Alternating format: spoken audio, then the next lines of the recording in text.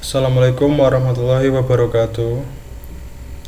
Nama saya Dian Prasetyo Utomo, NIM 2018-11460.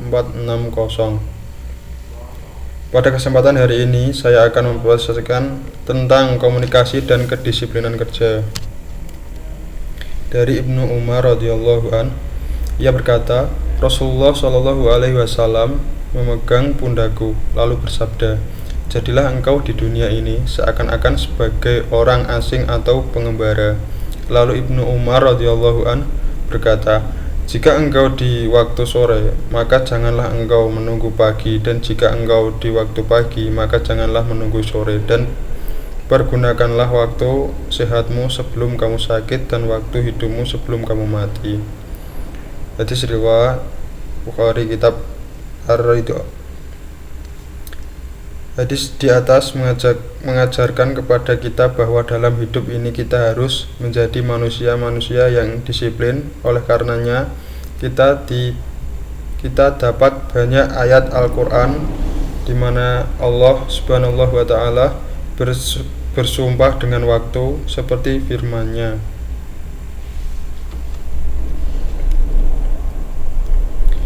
Disiplin kerja. Kate Davis 1985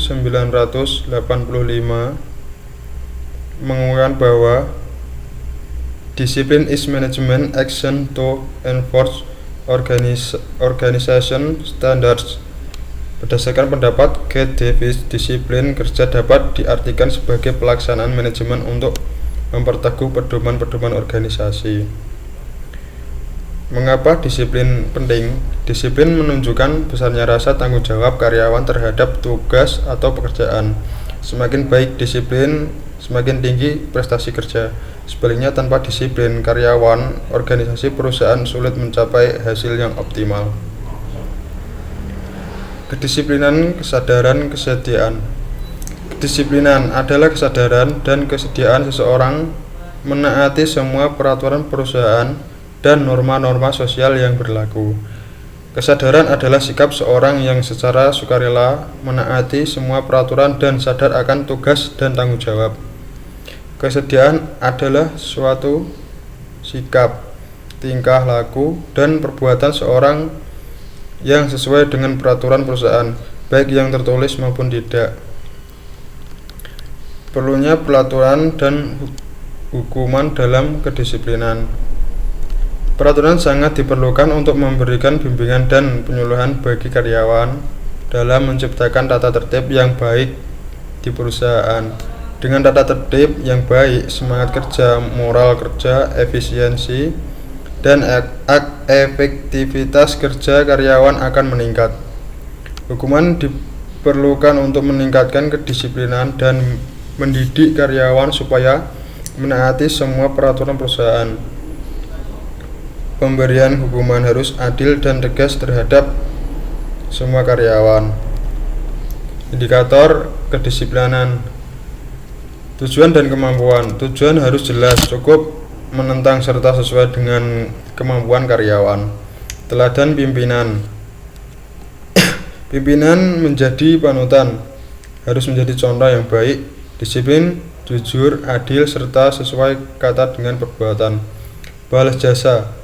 Kedisiplinan karyawan tidak mungkin baik bila balas jasa kurang memuaskan. Keadilan. Keadilan sangat berpengaruh terhadap kedisiplinan karyawan. Pengawasan melekat atas secara langsung mengawasi perilaku dan pekerjaan karyawan.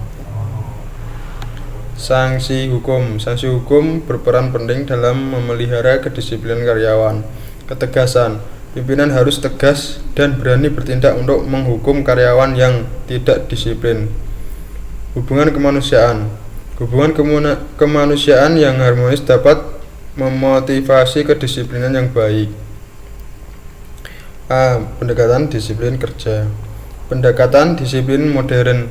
Pendekatan disiplin modern yaitu mempertemukan sejumlah keperluan atau kebutuhan baru di luar hukum. Asumsi. Disiplin modern merupakan suatu cara menghindarkan bentuk hukuman secara fisik, melindungi tuduhan yang benar, untuk diteruskan pada proses hukum yang berlaku. C. Keputusan 2 yang semuanya terhadap kesalahan atau prasangka harus diperbaiki dengan mengadakan proses penyuluhan dengan mendapatkan faktanya. D. Melakukan protes terhadap keputusan yang berat sebelah pihak terhadap kasus disiplin. B. Pendekatan disiplin kerja. Pendekatan disiplin dengan tradisi. Pendekatan disiplin dengan cara memberikan hukuman asumsi.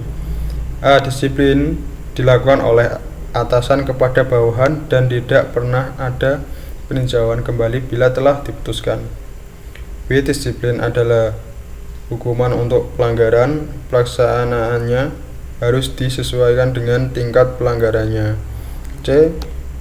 Pengaruh hukuman untuk memberikan pelajaran kepada pelanggar maupun kepada pegawai lainnya. D. Peningkatan perbuatan pelanggaran diperlukan hukuman yang lebih keras. E. Pemberian hukum terhadap pegawai yang melanggar kedua kalinya harus diberi hukuman yang lebih berat.